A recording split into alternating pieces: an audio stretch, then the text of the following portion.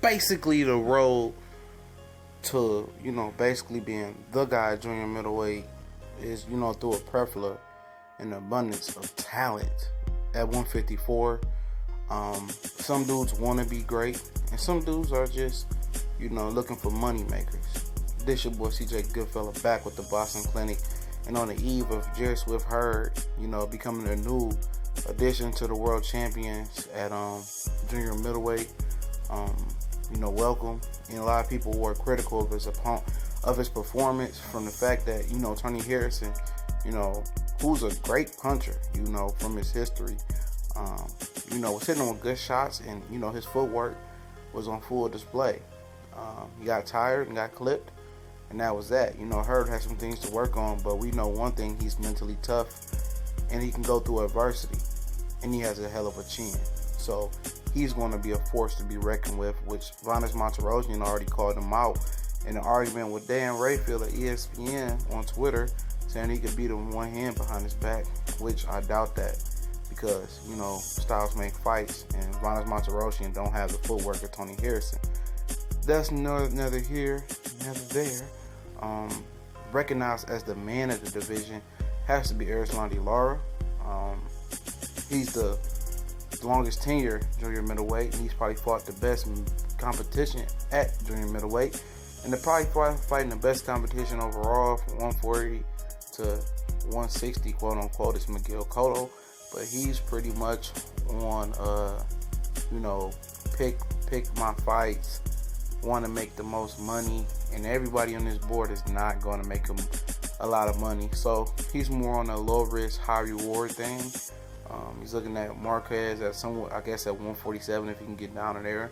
Canelo moved up, which was a smart move, because I think 154 from top to bottom is way more tougher and scarier than, middleweight. You got Golovkin, then you got, who else?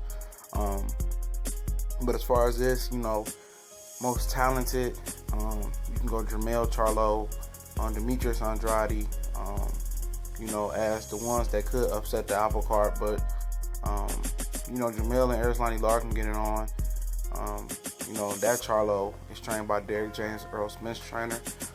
He's going through an identity crisis right now. He wants to get more exciting, and I remember on the Box Nation stream they said that he was just so boring that he need to get more exciting, and I guess he heard him, and he's trying to become more offensive. But he's a naturally talented boxer, fluent footwork, great countering.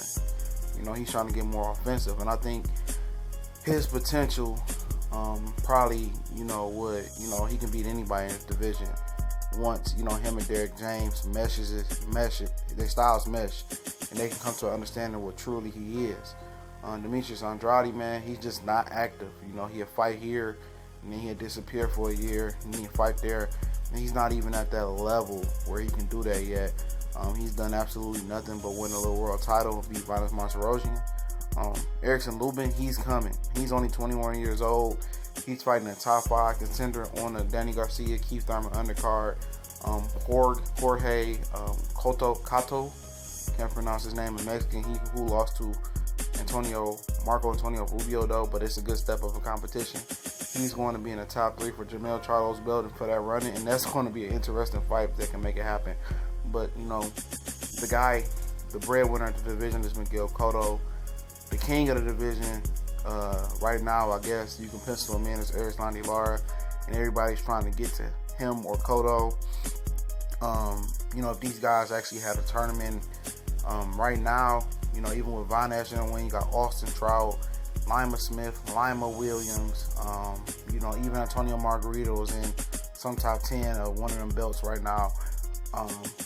My money would probably be on Boo Boo right now, to be honest. Erickson Lubin, he's still young, only 21. He got some time to come.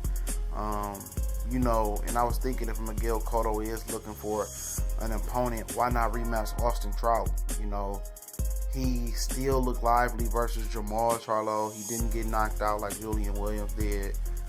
He's still a name. He defeated you, so there's a storyline right there.